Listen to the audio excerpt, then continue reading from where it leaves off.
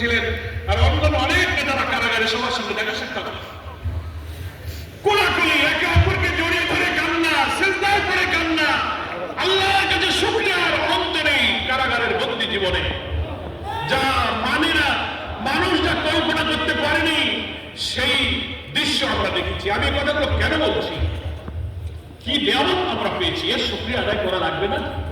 সে নিয়ামতটা হচ্ছে এই যে জামাতকে সে নিষিদ্ধ করে দিল। 4 দিন যেতে না যেতেই আল্লাহ তাআলা ওই জামাতকে নিষিদ্ধ করল, জামাতকে বদনাম। টেলিফোন চাইলাম, ফোন নিয়ে আসেন। সুপার জেলা ডেপুটি জেলার একেবারে দৌড়াদৌড়ি 8টা 9টা ফোন এনে হাজির করলো। তখন তো দেশ চলতেছে আমাদের কথায়, তখন আমাদের কথাই চলে। বিএনপি জামাত আমরা যারা ডিভিশনে ছিলাম খুলে দেওয়া হলো, বাইরের বন্ধুরা আমাদের সাথে দেখা করতে আসলেন, আমরাও দেখা করলাম, ফোন করলাম বাইরে, কি খবর, যে কি সব বর্ণনা। আমি জামাতের কেন্দ্রীয় নেতাদের একজনকে ফোন করলাম যে আজ কি আপনারা অফিস খুলে দেন। আমি জামাতের সাথে পরামর্শ করেন 15-16 বছরের বন্ধ করা অফিস খুলে আজকে আমাদের অফিসে ঢুকে যাওয়া উচিত।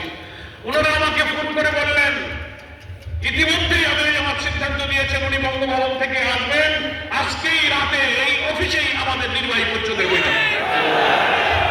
আমরা শুকরিয়ায় আমাদের সাথে চিন্তার কত মিল, বন্দী জীবনের দায়ীদের চিন্তা আর মজলুম ব্যক্তিদের চিন্তার সাথে হুবহু মিল হয়ে গেল। কি বলেন ঠিক কিনা? আমাদের অফিস খুলে দিল। তারপর দিন থেকে আমাদের বন্দী ভাইরা মুক্তি পেতে লাগলেন।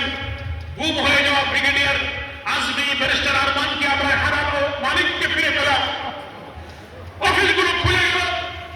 মুক্ত স্বাধীন বাংলাদেশে ইসলামী আন্দোলনের কর্মীরা মুষ্টিবদ্ধ বাহুতে আল্লাহর তাকবীর ধ্বনি দিয়ে মুখরিত করতে লাগলো।